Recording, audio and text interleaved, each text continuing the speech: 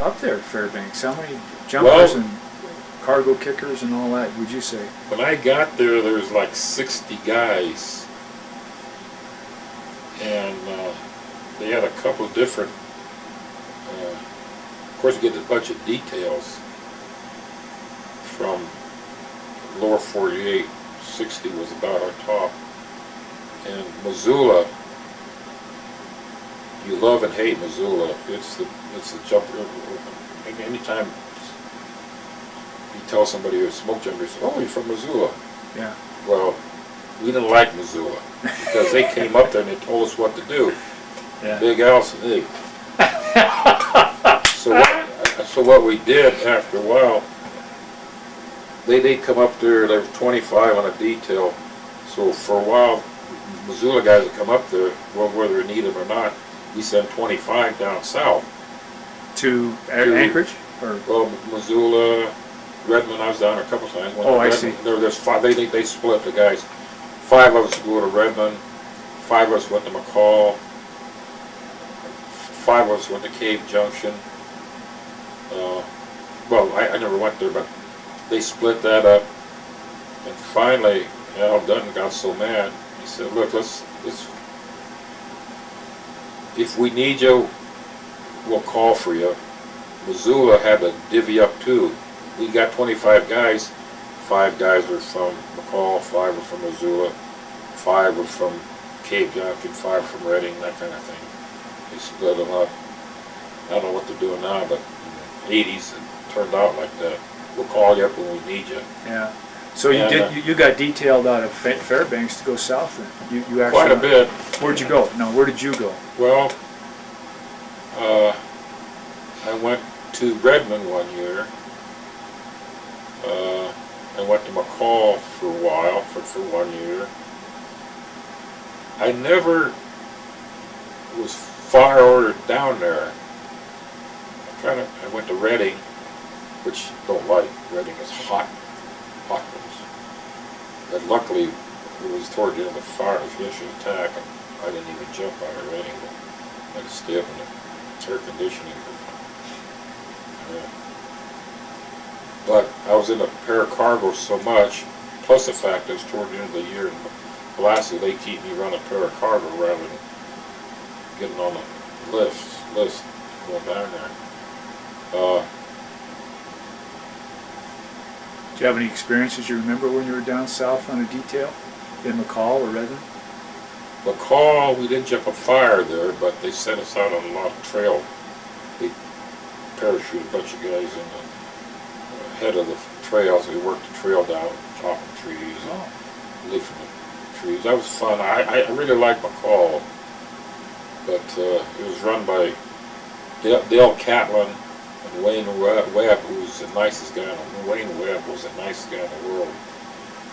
Thad Duell was my rookie trainer. Nobody liked Thad.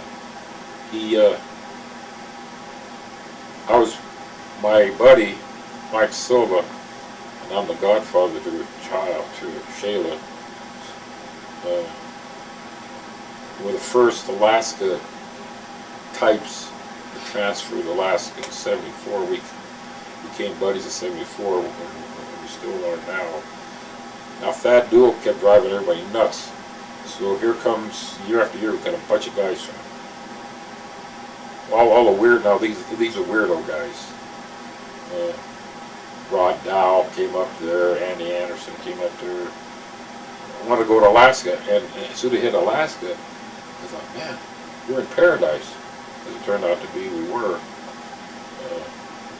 In Alaska? Oh yeah. Oh yeah. At that time, you could log any hours, you could work, you could work anytime you want to. If you want to go down to 2th Street during the pipeline days, just go down and get drunk and gamble, look for hoochie-coochie girls, big gals and killers. I said, look, do what you want to do, just as long as you don't fool around with us. And we're on a military base, it's got a lot of guys, a lot of trouble. Back in those days, a lot of guys would smoke marijuana. A couple guys actually planted marijuana on a military reservation. Cannot do that. A lot of guys are coming in drunk at night. And And the military, they kind of roll their eyes and say, oh, man, jumpers. And they didn't care as long as it didn't cause any problems. It, now, Alaska's probably totally different than it was at those times. Well, what did you have any activity related to the pipeline directly when that was going? Any fires or? In '77, they had a fire. Well, that was the first year that they started pumping the first oil down there. Something happened right outside of town. Was, I think, pump station 5. It caught on fire.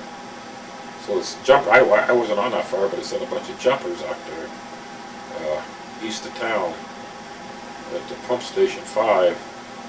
They put out the fire. That didn't do a whole lot of damage to the pump station itself. The major problem I had, paracargo, was in '81, and that was a fantastic year in the Argosy.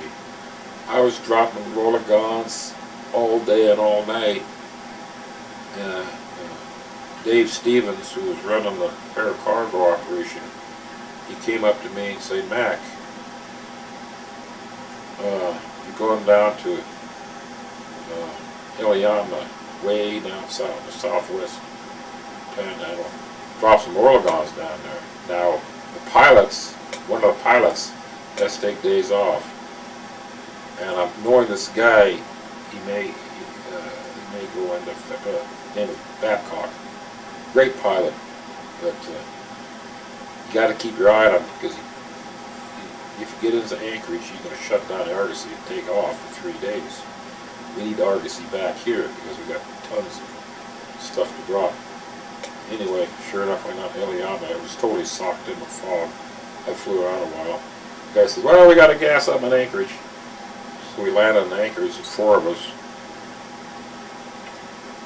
2 pilots, 2 kickers? There was, it was 2 pilots, 4 in the back. Russ Little, who's still here, he was on it. George Rainey was there. I think Chris Ferranetti may have been there.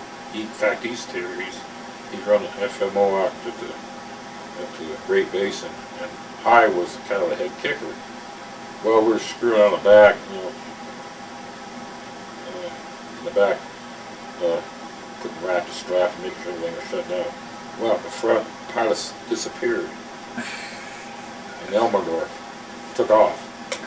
I said, oh, Dave, I screwed up. I said, oh, boy. Well, we got some C-119s retardant up here. We're going to take all the tank, a couple are off duty. Take the tanks off of those, and we use them as cargo droppers. We got a few guys up here to drop cargo. That's the famous C-119 crash in Kobuk.